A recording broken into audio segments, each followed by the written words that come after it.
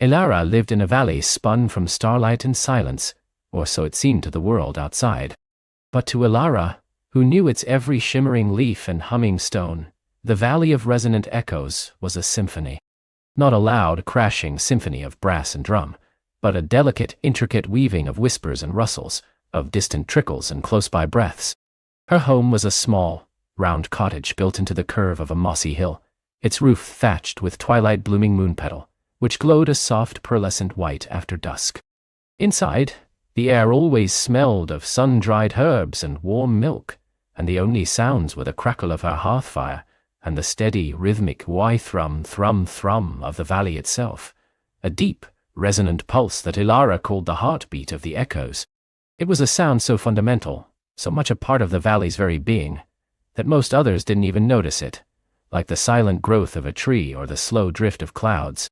But Elara heard it always, a warm, comforting vibration beneath her bare feet, a soft pressure against her ears, a constant companion that sang to the very marrow of her bones. Elara was not like other children her age, who often spent their days chasing the flitting, iridescent wing beetles or splashing in the sun-dappled stream. Elara loved those things too, of course, but her true joy lay in listening. She possessed a rare gift, a sensitivity to sound so profound that her ears could pick out the faintest murmurings of the world. More than that, she could merely see sounds. To Elara, a bird's song wasn't just a melody. It was a cascade of shimmering, colored light, a swirl of sapphire and emerald and gold that danced in the air. The rustle of wind through the whispering willows was a gentle silver ripple, while the heartbeat of the echoes was a deep coppery glow, pulsing softly through the very ground. This gift, which she called sound sight, made the world a place of constant, breathtaking magic. Every morning, Elara would rise with the dawn, which painted the sky above the valley's high, mist-wreathed peaks in hues of rose and lavender. She would step outside, her bare feet sinking into the cool, dew-kissed grass, and take a deep breath of the air, fresh and sweet with the scent of pine and damp earth. Then she would close her eyes, not to block out the light, but to focus her sound sight, to let the visual tapestry of the valley's early morning sounds unfold before her inner eye. She would hear the first chirps of the skylarks, their bright golden notes weaving intricate patterns in the air. The sleepy sigh of the ancient stone giants, who were not truly giants but immense, moss-covered boulders that hummed with ancient earth magic, sent low, resonant waves of deep brown and ochre undulating through the ground. The gentle drip-drip-dripper of dew falling from a leaf into a waiting cup flower would be a tiny, perfect sphere of crystalline blue, expanding in the air before fading. And beneath it all, the steady, rhythmic key-thrum-thrumming of the heartbeat, a constant, comforting pulse of coppery light, holding the entire symphony together. Lately, though, something felt off. It began subtly, a barely perceptible change that only Elara, with her unique gift, could notice. The heartbeat of the echoes, that deep, fundamental pulse that had always been as constant as her own breath, seemed to be weakening. Its coppery glow, once so vibrant and strong, now flickered occasionally, like a candle flame catching a draft. Its thrumming was still there, but it felt softer, less certain, as if a great gentle beast was slowly growing tired. At first, Elara dismissed it as her imagination. Perhaps she was just focusing too much, listening too intently. But as the days turned into a week, then two, the feeling persisted. The skylark's songs seemed a little less bright, their golden patterns not quite as intricate. The stone giant's sighs held a new melancholic undertone, their ochre waves tinged with a faint, sorrowful gray. Even the sun-dappled stream, usually a lively gurgle of silver blue, seemed to flow with a subdued murmur, its playful splashes fewer and farther between. The moon petal on her cottage roof, which used to glow with such unwavering brilliance, now pulsed faintly, its light dimming for moments at a time before flaring back to a pale shimmer. The luminous moss that grew in patches along the path to her cottage, usually a vibrant soft green, looked duller, its magical light fading to a sickly yellowish hue. Elara tried to talk to her grandmother, Lyra, about it. Lyra was the valley's echo keeper, a woman whose face was a roadmap of gentle wrinkles and whose eyes held the wisdom of 1,000 sunsets. She had taught Elara everything she knew about listening, about the delicate balance of the valley's sounds, and about the deep magic that flowed through every living thing.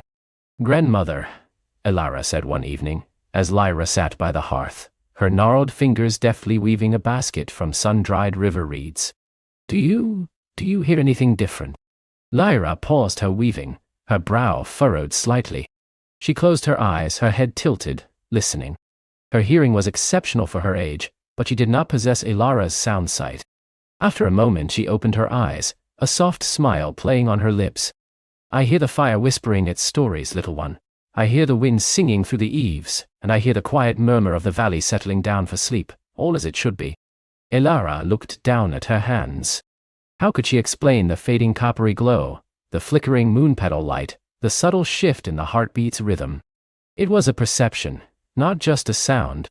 "The heartbeat, grandmother," she ventured softly. "Does it not feel weaker?" Lyra considered this, her gaze thoughtful. "The heartbeat of the echoes is old, Elara, older than the mountains themselves. It breathes with the valley. Perhaps it is merely drawing a deeper breath before a new season." She patted Elara's hand. "Do not trouble yourself, child. The valley always finds its balance." But Elara couldn't shake the feeling. The valley felt like a friend who was slowly losing their voice, and no one else seemed to notice. The vibrant tapestry of sound and light that was her world was unraveling, thread by delicate thread. One morning she woke to an unnerving silence. The skylarks, usually the first to greet the dawn, were quiet. Their golden notes, which should have been weaving their intricate patterns, were absent. A heavy leaden stillness hung in the air, a silence that felt not peaceful, but empty. Elara rushed outside, her heart pounding. The moon petal on her roof was a dull, lifeless gray. The luminous moss was gone, replaced by ordinary dark earth. The stone giants were utterly silent, their usual deep hum replaced by a stark, cold stillness. Even the sun-dappled stream seemed to barely trickle, its silver-blue light reduced to a faint, spectral shimmer. And the heartbeat of the echoes was gone. No coppery glow, no rhythmic thrum thrummun thrummun.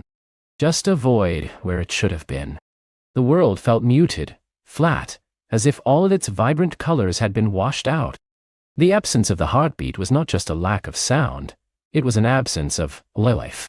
Fear, cold and sharp, pricked at Elara. This wasn't just a deeper breath. This was something far more serious.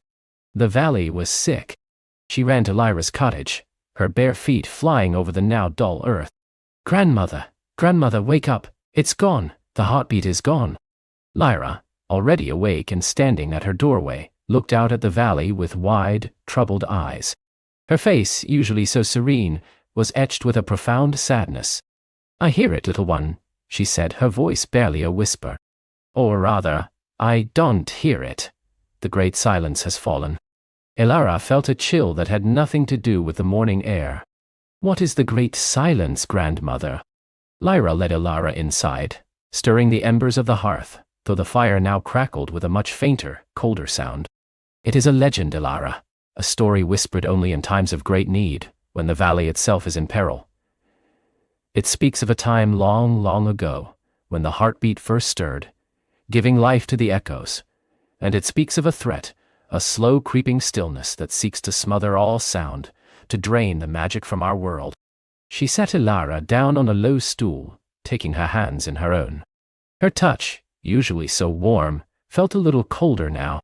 "The heartbeat of the echoes, Elara, is not just a sound. It is the valley's very life force, its magic, its connection to the wellspring of creation. When it weakens, the valley weakens. When it falls silent, the valley begins to fade." Elara's eyes welled with tears.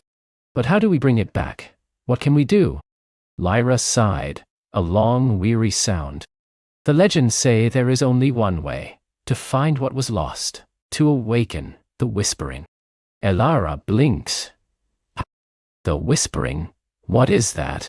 "No one truly knows, Elara. The tales are ancient, shrouded in mist and time. Some say it is a forgotten melody, a countersong to the great silence.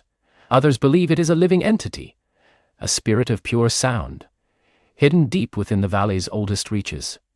Still others whisper it is a secret path, away to the very heart of the valley's magic, where the heartbeat was first born. Lyra looked at Elara, her gaze piercing and profound. But all the legends agree on one thing: only one with true sound sight, one who can not only hear but see the world's hidden melodies, can ever hope to find it. Only one who truly glistens. Elara's heart fluttered. You mean me? Lyra nodded slowly. You, Elara. You are the only one I know who possesses such a gift. You are the valley's last hope. A knot of fear tightened in Elara's stomach, but beneath it, a spark of determination ignited. She loved this valley, loved its quiet songs and its vibrant, shimmering sounds more than anything. She couldn't let it fade into silence. Where do I begin, grandmother? She asked, her voice trembling but firm. Lyra stood and walked to a small, intricately carved wooden chest in the corner of her cottage. It was made of glimmerwood, and usually pulsed with soft internal light, but now it was dark. She opened it carefully, revealing not gold or jewels, but a collection of ancient, delicate artifacts. A feather from a long-extinct echo dove, a shard of crystal that hummed faintly with residual magic, and a small, smooth stone, the color of twilight amethyst. She picked up the stone and handed it to Elara. This is a listening stone, Elara. It was carved by the first Echo Keeper, long before the Great Silence was ever whispered of. It does not make sound, but it gattens you. Hold it close, and it will amplify your sound sight, guiding you towards the faintest echoes of what once was. Elara took the stone. It was cool and smooth against her palm, and she felt a faint, almost imperceptible hum emanating from it, a whisper of magic that even her dulled sound sight could just detect. It was a dark, purplish light, faint but persistent. The legends speak of a path, Lyra continued, her voice gaining a renewed strength, a path that awakens only when the heartbeat falls silent. It is said to reveal itself to those who seek the whispering. Look for the trail of the silent glowworms. They are creatures of pure light and sound, and though their light may be dim now, they follow the faint currents of lost magic. Elara nodded, clutching the listening stone. Silent glowworms. Where would they be? They dwell in the deepest parts of the whispering willows, Lyra said, pointing towards a cluster of ancient drooping trees at the edge of the valley, their branches usually shimmering with silver light and gentle rustles. Now they stood still and dark, their leaves unmoving. Follow their trail, little one. They will lead you to the first gateway. Lyra placed a hand on Elara's cheek, her eyes filled with love and a quiet resolve. Be brave, Elara. Listen with your heart as well as your ears. The whispering may not be a sound you can hear, but a feeling, a memory, a direction. Trust your sound sight, it is your truest compass. With a heavy heart but a determined spirit, Elara embraced her grandmother. The silence was unnerving. The valley felt desolate, but the flicker of hope, the promise of the whispering pulsed within her. She was Elara, the sound seer, and the valley needed her. She would find the whispering, whatever it was, and bring back the heartbeat of the echoes. She stepped out of the cottage, the listening stone warm in her hand. The world was still and muted, devoid of its usual vibrant symphony. But as she focused, holding the stone, she saw a faint, almost imperceptible shimmer of purplish light, like a thread of magic, leading her towards the dark, silent mass of the whispering willows. It was the trail of the silent glowworms, barely visible, a whisper of what once was. Elara took a deep breath, the cold, still air filling her lungs. The journey to find the whispering had begun. Oh. She stepped forward, her boots crunching softly on the frozen leaves that carpeted the forest floor. The sound, usually a crisp whisper in the wind, was now unnervingly distinct in the profound stillness. The world felt muted, as if a thick veil of felt had been draped over every sight and sound. Trees, usually a vibrant tapestry of greens and browns, now appeared in shades of desaturated gray and sepia, their branches like skeletal fingers reaching into the equally colorless sky. The purplish shimmer, a faint thread spun from starlight and ancient magic, pulsed gently, drawing her deeper into the hushed woods. It was a fragile guide, barely more than a suggestion, but in the all-encompassing silence, it was a beacon. Elara clutched the listening stone tighter, its smooth surface radiating a steady, comforting warmth against her palm. It felt alive, humming with a quiet energy that seemed to resonate with the faint trail ahead. The air grew colder with every step, seeping into her cloak, making her breath plume in frosty clouds. Yet a different kind of chill permeated the atmosphere, a chill of absence, of something vital missing. The usual forest sounds, the rustle of unseen creatures, the distant hoot of an owl, the gentle sigh of wind through pine needles, all were gone. It was a silence so absolute it felt like a presence, pressing in on her, trying to snuff out her own quiet heartbeat. She passed ancient oaks, their boughs heavy with dormant life, and slender birches, their white bark ghostly in the twilight. Each tree seemed to hold its breath, waiting. Elara found herself tiptoeing, her own movements seeming too loud, too intrusive in this sacred somber quiet. Her senses sharpened, compensating for the lack of sound. She noticed the intricate patterns of frost on fallen leaves, the subtle shift in the bark of a tree, the faint earthy scent of damp soil beneath the frozen surface. The purplish shimmer grew marginally stronger as the trees began to change. They were no longer the familiar broadleaf and conifer varieties of her village's outskirts. Instead, their trunks became more twisted, their branches more elongated and sorrowful, drooping low to the ground like weeping figures. These were the vanguard of the whispering willows, not a mere stand of trees, but a sprawling ancient grove, rumored to be as old as the first star that sang in the heavens. As she delved deeper into this new territory, the silence intensified. It wasn't just a lack of sound anymore, it was an active silence, thick and heavy, like a velvet cloak woven from forgotten dreams. It pressed against her ears, a subtle hum that was almost a vibration, a profound hush that felt not empty, but watchful. The very air seemed to hold its breath, pregnant with untold secrets. The willows themselves were colossal, their gnarled trunks like pillars of weathered stone, reaching up into the deepening twilight. Their branches, thick as lesser trees, hung low, forming a living labyrinth of intertwined limbs and cascading foliage. It was a place of profound beauty, yet imbued with an undeniable melancholy. Each willow seemed to sigh without sound, its ancient wisdom etched into its bark. The purplish shimmer, her ethereal guide, now pulsed with a more consistent rhythm, weaving like a thread through the curtain of drooping branches. Elara pushed aside a veil of silvery gray leaves, stepping into a world utterly dominated by these silent giants. The light barely penetrated the canopy, casting the grove in an eternal twilight, a mosaic of deep shadows and faint, ghostly glows. She navigated the maze of trunks and branches, her hand still warm around the listening stone. It throbbed gently, a steady heartbeat against the pulse of the pervasive silence. The ground beneath her feet was soft, a thick carpet of fallen willow leaves, long since turned to a delicate papery texture. Here, her footsteps made even less sound, adding to the dreamlike quality of her journey. As she moved, Elara began to notice subtle details in the ancient wood. Patterns, almost imperceptible, seemed to ripple across the bark of the oldest willows. Not carvings, but natural formations that suggested faces, symbols, or stories half remembered. Were these the traces of the glowworm's forgotten magic, or simply the natural artistry of time? She couldn't tell. Then, a new sensation began to prickle at the edges of her awareness. It wasn't sound, not truly. It was a faint, almost imperceptible whisper, a pressure against her mind, like a thought brushed too close. It was formless without words, yet it conveyed a profound sense of sorrow, of ancient memory, of something lost and deeply missed. Kizzy, she realized with a shiver. Hi, this must be the whispering. When and see, I'll stand out, at any burn here, Tuesday, hi Lisa. The purplish trail guided her relentlessly deeper, past one colossal willow after another, each one more ancient and majestic than the last. The air grew heavier, thick with an unspoken magic, a quiet power that resonated with her own innate sense of wonder. Finally, the branches began to thin slightly, revealing a circular clearing at the very heart of the grove. In the center of this clearing stood not a single tree, but a cluster of 7 enormous willows, their trunks fused together at the base, rising as one colossal, multi-limbed entity.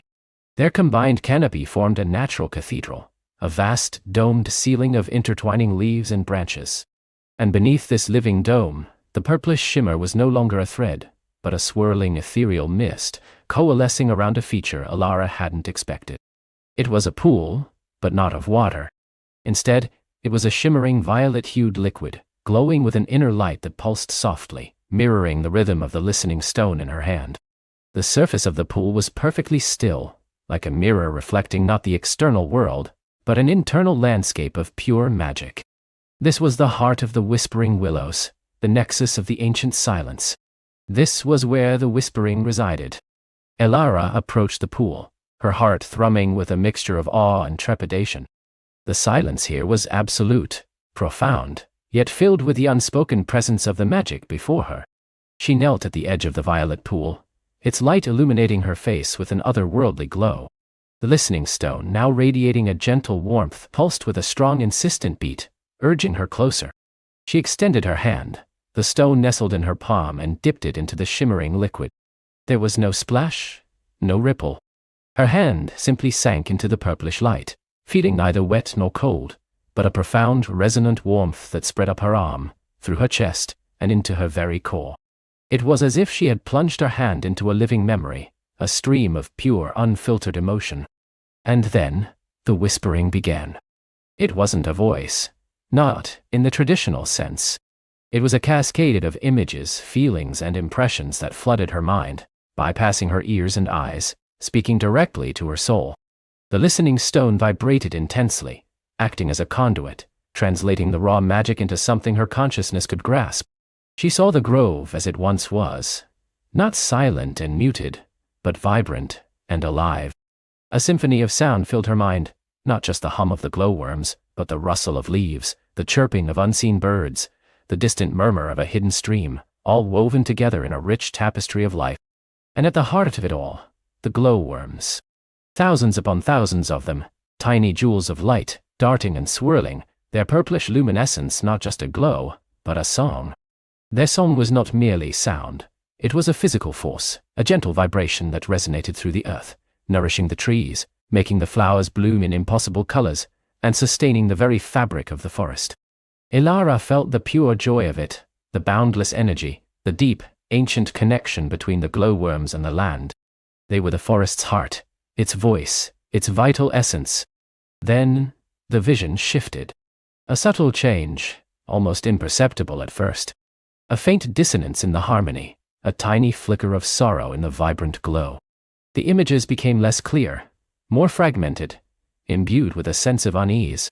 She saw shadows encroaching, not physical darkness, but an ethereal gloom, a creeping apathy that seemed to drain the color and vitality from the world. The whispering showed her the slow fading, the gradual diminishing. It wasn't a sudden cataclysm, but a creeping silence, a dwindling song. The glowworms, once countless, became fewer, their light dimmer, their song fainter. The forest, once a riot of life, began to quiet, to slow, to grow muted. The colors leached away, the sounds softened, until finally, only the profound, heavy silence remained. The reason for this fading was not a single event, but a cumulative one. The whispering conveyed a sense of imbalance, of a vital connection broken. It showed her ancient rituals forgotten, pathways of magic neglected, the delicate threads of harmony between the glowworms and the deepest currents of the earth slowly fraying. It was as if the world had simply forgotten how to listen, and in forgetting, had allowed the song to fade. But deeper than this, deeper than the forgotten rituals, was a more specific cause, a resonant echo of a specific act. The whispering focused, narrowing the torrent of impressions into a singular, startling image. She saw a figure, cloaked in shadows, not malevolent, but driven by a misguided desire. This figure wasn't seeking to destroy, but to possess, to control. The figure was drawing something away from the heart of the forest, a faint, crystalline shimmer of light, almost invisible to the eye, yet profoundly vital. It was not the glowworms themselves, but their recency, the very core of their song, the purest resonance of their magic. This essence was being drawn into a single, radiant artifact, a crystal, pulsating with a captured, vibrant hum. The vision of the figure was fleeting, obscured by the profound sorrow of the willows, but the image of the crystal was startlingly clear. It was faceted, like a perfectly cut gem, but alive with an imprisoned light, throbbing with the stolen melody. The whispering conveyed that this crystal was not merely holding the song, but absorbing it, slowly draining the glowworms of their power, leaving them as mere husks of their former selves. The figure, in its attempt to grasp this pure song, had unknowingly severed the vital connection that allowed the glowworm's magic to flow freely through the land. The song was not lost, but imprisoned in. The torrent of images began to recede, the purplish light in the pool flickering slightly as the whispering's energy waned, its message delivered. The warmth in Elara's hand, channeled through the listening stone, remained, but it now felt different, imbued with the echoes of the lost song, resonating with the memory of vibrant magic. A final clear impression surged into her mind, a new path unveiled. To restore the glowworm's song, she needed to find the imprisoned essence. The whispering showed her a vague direction, a sense of a place far from the willows, a place of deep shadows and ancient secrets. It was a place known only in whispers and old tales, a place called the Sunken Grottos, said to lie beneath the peaks of the silent stars. The crystal, the heart of the stolen song, was hidden there, guarded by the very silence it had helped create. Elara slowly withdrew her hand from the shimmering pool. The violet light dimmed, leaving the clearing in a deeper, more profound shadow. The silence, though still present, felt less oppressive now, infused with a new understanding, a new purpose. The listening stone in her hand felt heavier, more potent, as if it had absorbed some of the whispering's residual magic, transforming from a mere guide into a key. It vibrated with a faint, hopeful hum, the quiet echo of the song it now held within its core. She rose, looking out from the heart of the whispering willows. The forest was still muted, the world still silent, but Elara no longer felt lost. She had found a clue, a direction, a reason for the silence. The task was immense, the journey ahead uncertain, but she carried a spark of knowledge and a renewed sense of purpose.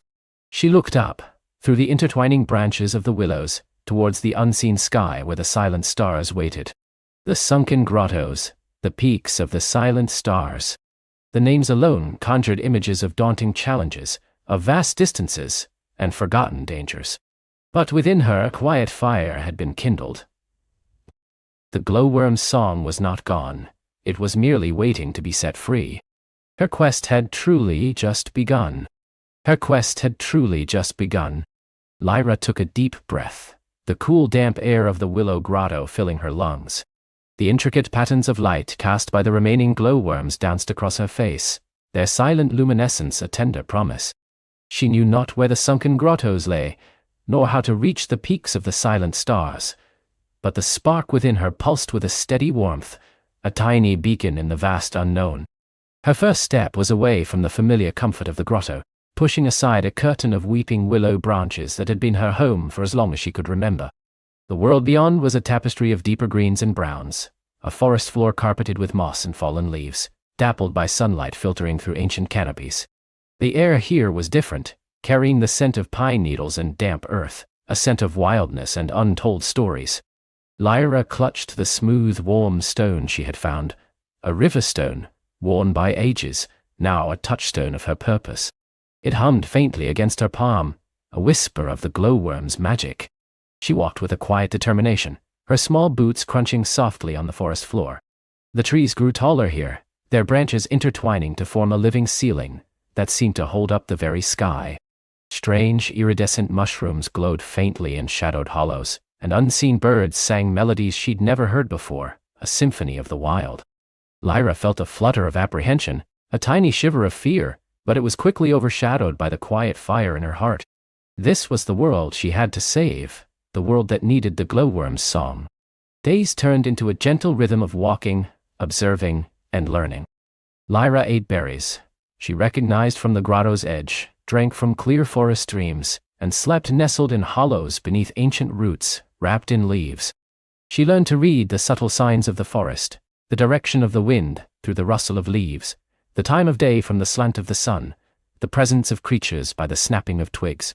Her senses, once attuned to the gentle hum of the grotto, now sharpened to the vibrant pulse of the wildwood. One evening, as twilight painted the sky in hues of lavender and rose, Lyra found herself at the edge of a vast meadow, unlike any she had seen. It wasn't flat, but gently rolling, covered in grasses that shimmered with an inner light, as if spun from moonlight itself. And floating amongst these luminous grasses were tiny, delicate beings, no bigger than her thumb. They had wings like stained glass, shimmering with every color imaginable, and they moved with an ethereal grace, leaving trails of stardust in their wake. They were glimmering sprites. Lyra had only heard tales of them, whispered by the oldest glowworms, mischievous, joyful creatures, weavers of light and illusion. She watched them, mesmerized, as they danced in intricate patterns, their laughter like the tinkling of tiny bells.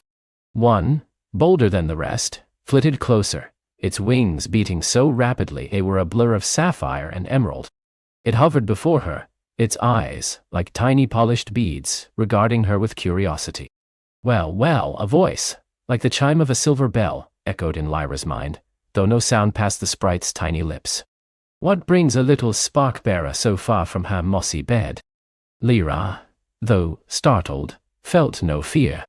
The sprite radiated a playful energy. I am Lyra, she said, her voice soft but clear. I seek the sunken grottos and the peaks of the silent stars. I must free the glowworm's song. The glimmerwing sprite zoomed around her head once, twice, a streak of living rainbow. The glowworm's song? Ah, that explains the quiet fire I feel from you, little one. A noble quest indeed, but a perilous one. The sunken grottos are not for the faint of heart, and the peaks, well, the peaks are silent for a reason. Do you know the way? Lyra asked, hope blooming in her chest. The sprite settled on her shoulder, its tiny feet surprisingly light. Know the way, my dear? We glimmerwings weave the paths between worlds with stardust and moonbeams. We know all the ways, and all the whispers in between. It tilted its head. But the sunken grottos are a place of deep magic, older than many of the trees in this forest. They are guarded, not by tooth and claw, but by illusion and forgotten sorrow. Forgotten sorrow? Lyra echoed, a frown touching her brow. Aye, when the silent stars first cast their spell of muteness upon the land, it was not just the glowworms who suffered. Many a creature lost its voice, its laughter, its unique melody. And the sunken grottos, once vibrant with the song of the deep earth, became a repository of that quiet grief. It is said that only one who carries a true song in their heart can navigate its labyrinthine depths. I have song, Lyra said, placing a hand over her heart, where the stone pulsed faintly. The glowworm's song is within me. I feel it. The glimmerwing sprite, whose name Lyra learned was Flicker, buzzed with approval. Then perhaps there is hope, but the grottos are far, through the whispering woods, past the shifting sands and across the veiled mountains, a long journey for small feet. I am not afraid of a long journey, Lyra declared, her gaze firm. Flicker seemed to consider her for a moment, its tiny face surprisingly thoughtful. No, I don't believe you are. And perhaps a little spark-bearer could use a bit of glimmerwing guidance. The paths are not always as they seem. And so, Lyra gained a companion. Flicker, with its boundless energy and sparkling wit, became her guide. It could dart ahead, scouting the path, or hover beside her, explaining the mysteries of the forest. Its tiny form emitted a soft, constant glow, a comforting beacon in the gathering dusk. Their journey continued through the whispering woods, a forest so ancient that the trees seemed to breathe with a slow, ponderous rhythm. Their leaves, thick and velvety, were imbued with faint memories, and as Lyra passed, she could almost hear the rustling of ancient conversations, the echoes of forgotten spells. Flicker, however, could hear them clearly. This tree tells of a time when the sky was purple and the moon sang lullabies, Flicker would chirp, translating the arboreal whispers. That one remembers the first dewdrop that ever fell. They are old, these ones, very old. Lyra learned to listen, not with her ears but with her heart. She began to sense the currents of magic that flowed through the woods, like invisible streams. Flicker taught her to identify plants that offered sustenance or healing, and to distinguish between harmless forest dwellers and creatures best given a wide berth. The forest, once a place of general wildness, now unfolded into a complex living entity, full of personality and purpose. One afternoon, they encountered their first real challenge. The path, which Flicker had assured her was clear, simply vanished. In its place was a shimmering wall of what looked like solidified mist, stretching as far as the eye could see. It pulsed with a soft hypnotic light, and from within it came faint, alluring music, like a distant harp. An illusion of the veil weavers, Flicker explained, circling the mist wall cautiously. They guard the passage to the shifting sands. They love riddles and beauty, and they love to confuse. Lyra reached out a hand, but Flicker stopped her. Do not touch it, little spark-bearer. It will draw you in, and you will forget why you came. You will be lost in a dream of beauty never to return. Lyra stared at the shimmering wall. The music was growing louder, more enticing. She could almost see figures dancing within, their movements graceful and weightless. How do we pass? We must offer something of ourselves, Flicker said, its light dimming slightly in concentration. A piece of our truth, a fragment of our song. The veil weavers do not seek to harm, only to understand. If they deem our purpose worthy, they will part the veil. Lyra thought for a moment. What could she offer? She had no grand melodies, no ancient poems. But she had her purpose, and the glowworm's song. She closed her eyes, placing her hand on the river stone. She focused on the quiet fire within her, on the image of the silent glowworms, on the promise she had made. Then, very softly, Lyra began to hum. It wasn't a complex tune, just a simple, wordless melody that rose from the depths of her being. It was the hum of the willow grotto, the gentle rhythm of the glowworm's light, the soft thrumming of the stone in her hand. It was a song of quiet hope and unwavering purpose. As her hum resonated, something extraordinary happened. The shimmering wall of mist began to ripple, not like water, but like silk disturbed by a gentle breeze. The alluring music from within faded, replaced by Lyra's simple, heartfelt tune. Then, slowly, gracefully, the mist parted, drawing back like a stage curtain to reveal a clear path beyond. Flicker zipped around Lyra's head in an ecstatic dance. Brilliant, little spark-bearer. Simply brilliant. That was a song of pure truth. The veil weavers recognize it. Come, the shifting sands await. Beyond the veil weavers' mist lay a landscape entirely different from the whispering woods.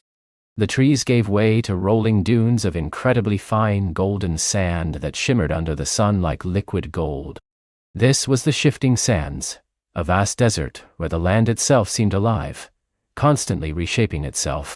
The sky here was a brilliant, almost blinding blue, and the air was dry and warm. The sands are tricky, Flicker warned, hovering just above Lyra's head. They forget paths as quickly as they form them, and they have a fondness for silence. No echoes here, little one, only the whisper of the wind. Lyra found walking through the sand surprisingly difficult. Her boots sank with every step, making progress slow and tiring. The heat shimmered on the horizon, creating illusions of distant oses that would vanish as they approached. But Flicker, ever vigilant, guided her. It would dip low, feeling the subtle vibrations of the sand, sensing the hidden currents that shaped the dunes. Stay on this ridge, Lyra, it would call, its voice a bright beacon in the vastness. The sands below are hungry today. They learn to move with the rhythm of the desert, resting during the hottest part of the day, beneath the shade of strangely sculpted rock formations, and traveling during the cooler mornings and evenings. Lyra learned to conserve her water, and to trust Flicker's innate sense of direction. The river stone in her hand felt warmer here, almost radiating a gentle coolness that helped to soothe her tired hands. One evening, as the twin moons of their world rose, one, a pearl-white orb, the other, a crescent of shimmering amethyst, they encountered the sand sirens. Not creatures of the sea, but of the desert, they were beings woven from starlight and sand, their forms constantly shifting and reforming. They sang with voices like the desert wind, mournful and hauntingly beautiful, and their songs could lull a traveler into a deep slumber, from which they would never awaken, slowly being absorbed by the dunes themselves. Lyra felt the pull of their song, a deep weariness settling into her bones. Her eyelids grew heavy, and she yearned to lie down on the soft, warm sand and simply drift away. But Flicker, seeing her succumb, darted close, buzzing frantically around her face. No, Lyra, no! Do not listen! Their song is beautiful, but it is a song of forgetting. Remember your purpose. Remember the glowworms. Flicker's urgent words cut through the haze. Lyra shook her head, fighting the overwhelming urge to sleep. She bit her lip, tasting copper, and focused on the quiet fire within her. The glowworms. Their silence. Her promise. She pulled out the river stone and held it tight. It throbbed with a gentle rhythm, a counter-song to the sand's lullaby. Lyra started to walk again, placing one foot in front of the other, her gaze fixed on the distant horizon, on the faint outline of mountains that Flicker had pointed out earlier, the Veiled Mountains. The sand siren's song continued, but Lyra's focus became a shield. She hummed her simple tune again, the glowworm's melody, allowing it to fill her mind and heart, pushing out the siren's hypnotic call. She walked for what felt like hours, a small, determined figure against the vast moonlit desert, until finally, the siren's song began to fade, their shimmering forms dissolving back into the sand. When she finally stumbled, exhausted, Flicker helped her to a small rocky outcrop. "You did it, Lyra. You resisted.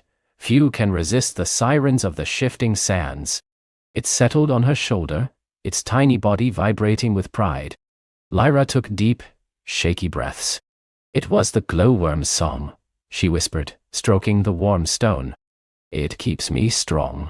After a much-needed rest, they continued their journey, the shifting sands slowly giving way to a more rugged, rocky terrain. The air grew cooler, and the faint, distant peaks that Flicker had shown her earlier now loomed larger, their tops wreathed in swirling mists. These were the Veiled Mountains, the final barrier before the sunken grottos. The ascent was steep and challenging. The paths were narrow, winding along sheer cliffs, and the wind, unimpeded by trees, howled through the passes, carrying with it the scent of damp stone and something else, something ancient and heavy.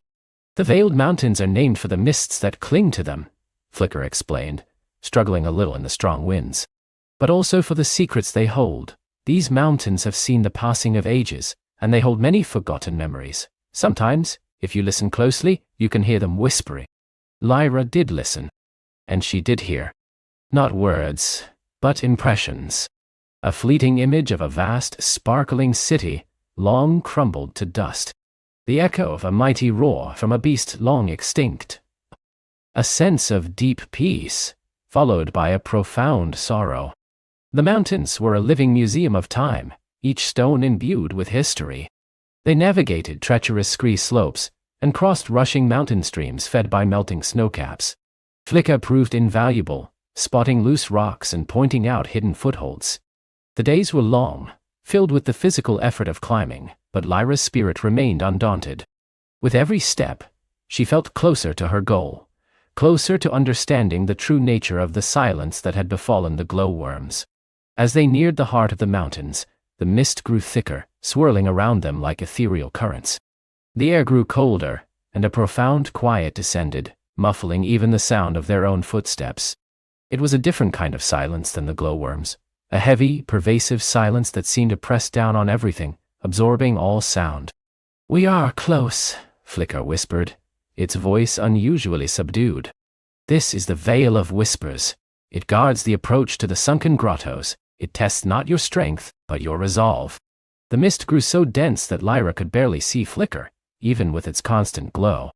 She felt disoriented, a sense of unreality washing over her.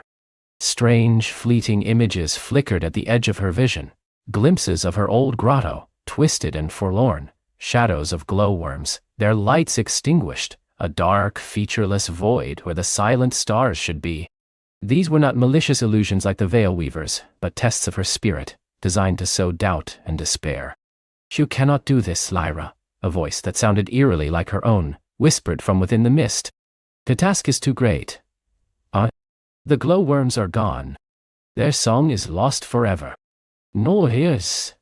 I never demand, Camden, and no swancher." Lyra stumbled, her heart sinking. A wave of despair washed over her. Was it true? Was she foolish to believe she could change anything? The quiet fire within her flickered, threatened by the cold gloom of the mist. But then, she felt the familiar warmth of the river stone in her hand. It pulsed steadily, a tiny defiant heartbeat against the encroaching silence. She remembered the spark of knowledge she had found, the renewed sense of purpose. The glowworm's song was not gone, it was merely waiting. "No," Lyra said aloud, her voice trembling but firm. "No, it's not true. The song is not lost. It is within me, it is within us all." She closed her eyes, shutting out the swirling illusions, and focused on the warmth of the stone, on the memory of the glowworm's gentle light. She imagined their song, not just the hum, but the vibrant tapestry of life it represented. She imagined the silence lifting, the world singing again.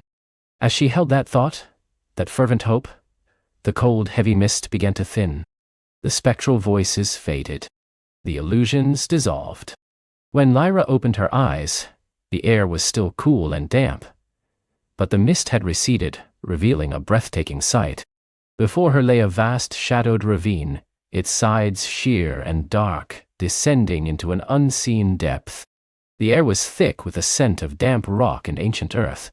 And from the bottom of that ravine, a faint, almost imperceptible light pulsed upwards.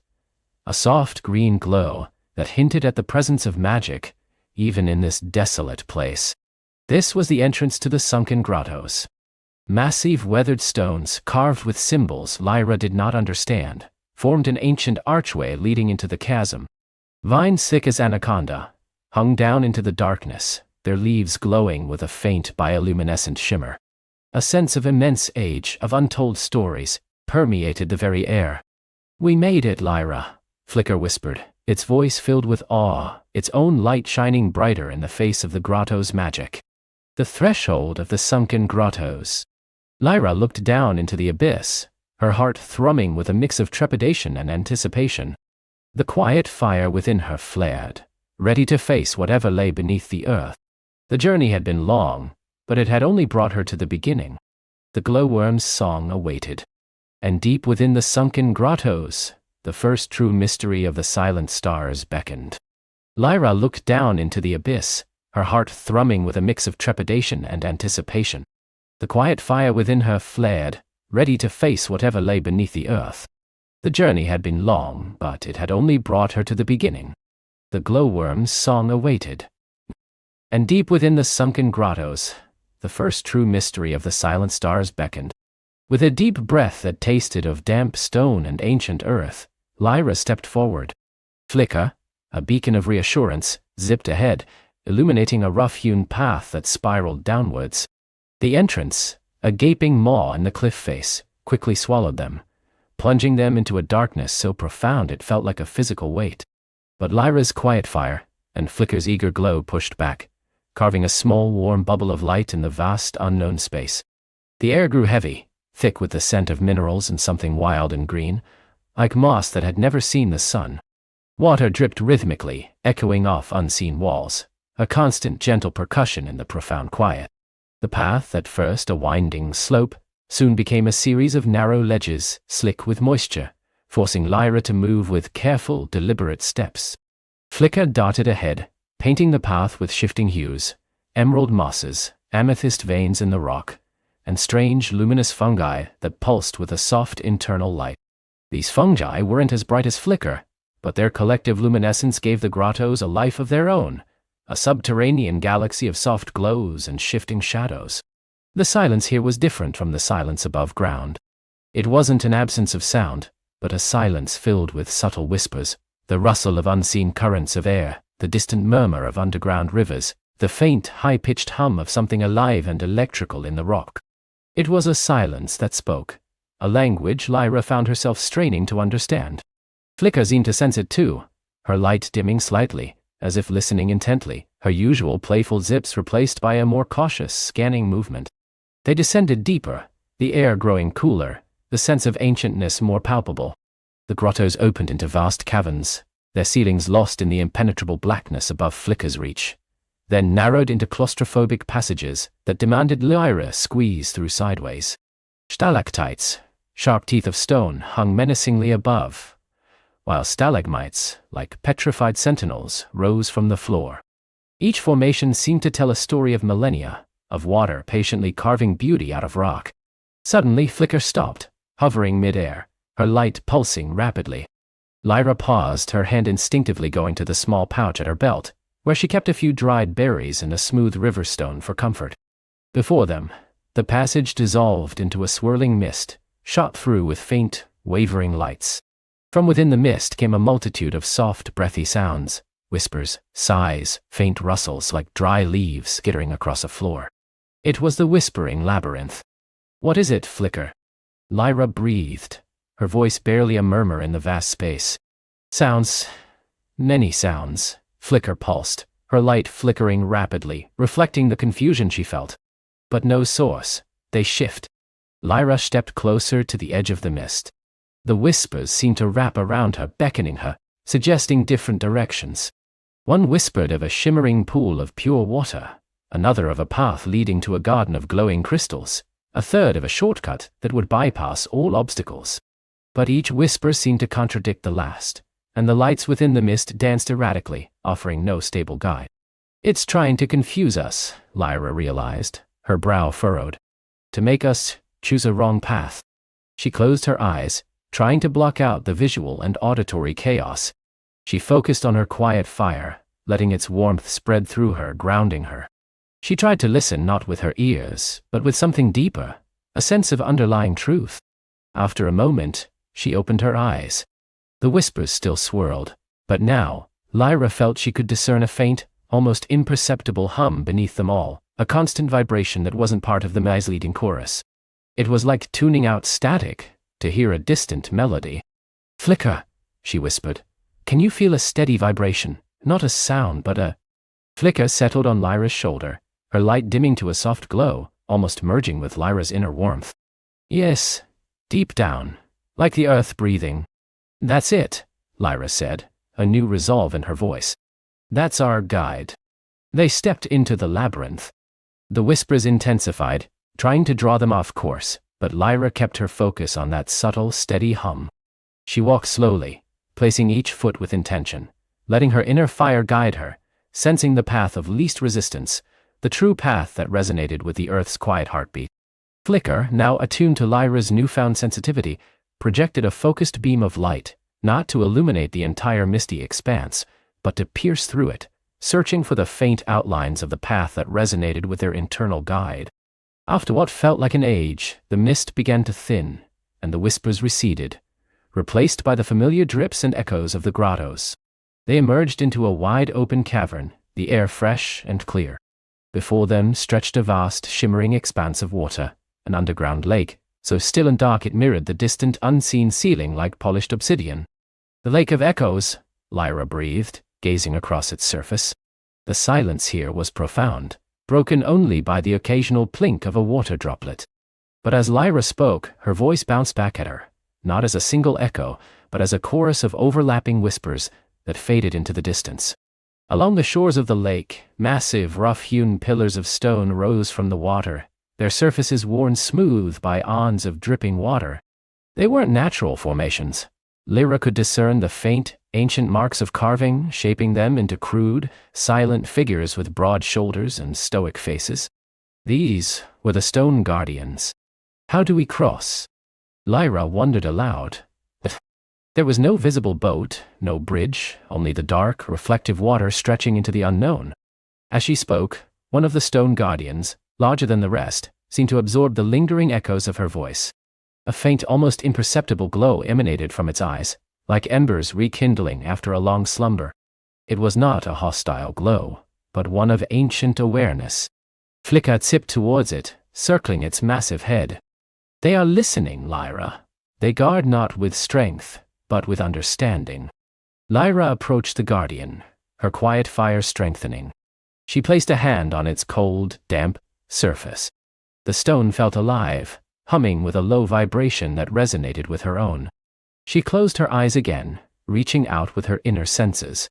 She wasn't seeking answers in words, but in feeling, in resonance. The stone guardians, she realized, were not blocking the way. They were waiting waiting for a particular frequency, a specific vibration, a song that would activate them. The glowworm's song. But how could she produce it? She didn't know the song yet.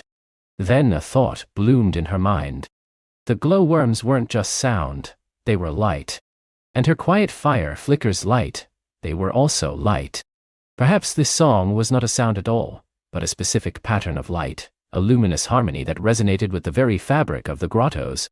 She focused her quiet fire not just as warmth but as a silent inner light. She began to sing with it, not with her voice but with her inner intention, shaping her light, trying to create a gentle, steady pulse, a rhythm that felt ancient and true.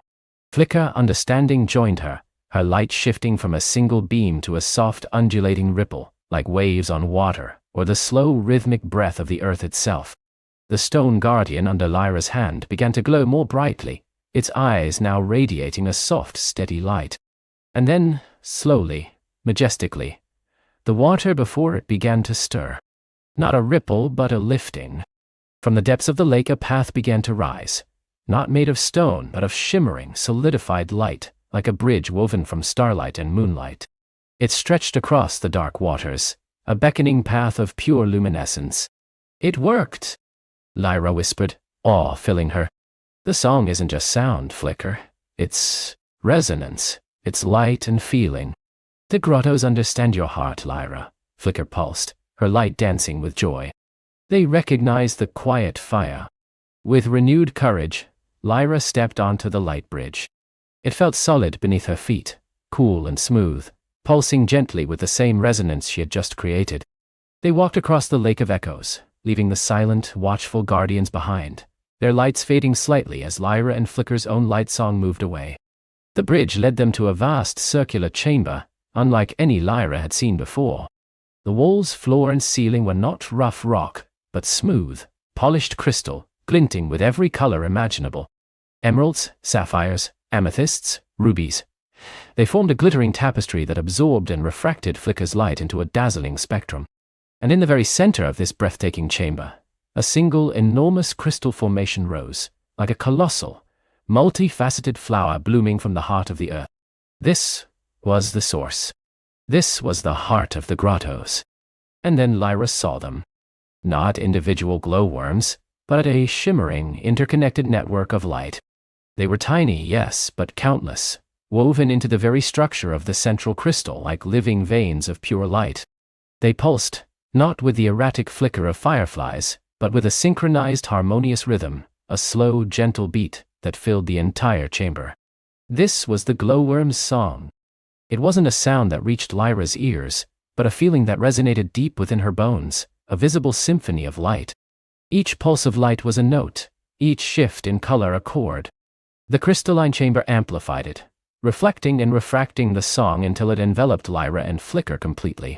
It was a silent, luminous melody, a breathtaking dance of pure energy. Lyra felt her quiet fire respond, flaring brighter, reaching out to meet the glowworm's song. She felt a connection, a profound understanding blossoming within her mind.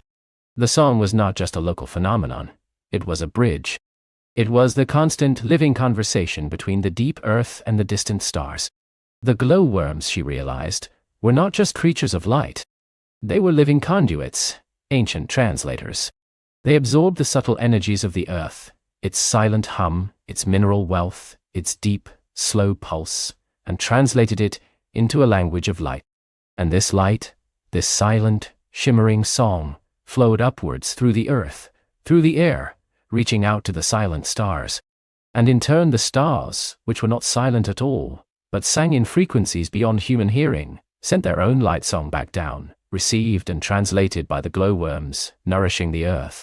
The mystery of the silent stars wasn't that they were silent, but that their song was so vast, so subtle, so interwoven with the fabric of existence, that it was inaudible to most. The glowworms made it visible, made it palpable, a constant cosmic dialogue that sustained all life, all magic. Her own quiet fire, Lyra understood now, was a tiny, precious echo of this grand cosmic song, a spark of the universal light that connected everything.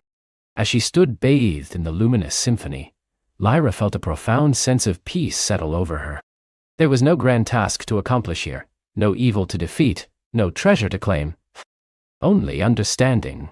The journey had been about listening, truly listening to the world, to the subtle whispers and unseen songs that permeate existence. It was about recognizing that silence wasn't emptiness, but a canvas for a different kind of music. She looked at Flicker, who was now pulsing in perfect harmony with the glowworms, her light a dazzling pure white, reflecting the joy and wonder of the moment. "We found it, Lyra," Flicker hummed, a note of deep satisfaction in her light. "The stars are always singing." Lyra smiled, a quiet, knowing smile. Her own inner light felt stronger, clearer, more resonant than ever before. She didn't need to change the world. she just needed to understand it, and in understanding, she felt she could carry a piece of its magic with her always. The journey back through the grottos felt different. The whispering labyrinth no longer seemed threatening. Lyra could easily discern the true path, guided by the steady hum of the earth and the lingering resonance of the glowworm's song within her. The stone guardians, as they passed them, seemed to nod in silent acknowledgement, their eyes glowing faintly, as if they, too, recognized the quiet fire that now burned brighter within Lyra. The light bridge remained, a testament to the harmony she had found. As they ascended, the air grew lighter, the dampness less oppressive. The sounds of the surface world, the distant rustle of leaves, the chirping of crickets, began to filter in, no longer jarring, but simply another layer in the world's endless symphony. Finally, they emerged from the grottos, stepping out into the cool embrace of the night. Above them, the sky was a velvet tapestry embroidered with 1,000,000 stars, each one a tiny, shimmering jewel. Lyra looked up, and for the first time she didn't just see points of light. She felt them. She felt their ancient song, their silent cosmic dance, flowing down to meet the Earth's own quiet hum. Flicker flew up, circling Lyra's head, then darted towards the sky, her light mingling with the distant starlight, a tiny, vibrant echo of the grand cosmic performance. Lyra reached out, her hand feeling the cool night air, but her heart feeling the warmth of connection. The adventure was over, but a new understanding had begun. Lyra knew now that the most profound magic often lay hidden, not in grand spells or dramatic feats, but in the quietest places, in the most unexpected forms of light and song. And as she gazed at the twinkling stars, she knew she would carry the glowworm's silent melody and the mystery of the singing stars in her heart forever, a luminous secret that made the whole world feel like a magical, interconnected dream. She closed her eyes and let the quiet fire within her settle, a warm, comforting glow, ready for sleep and for all the gentle wonders tomorrow would bring.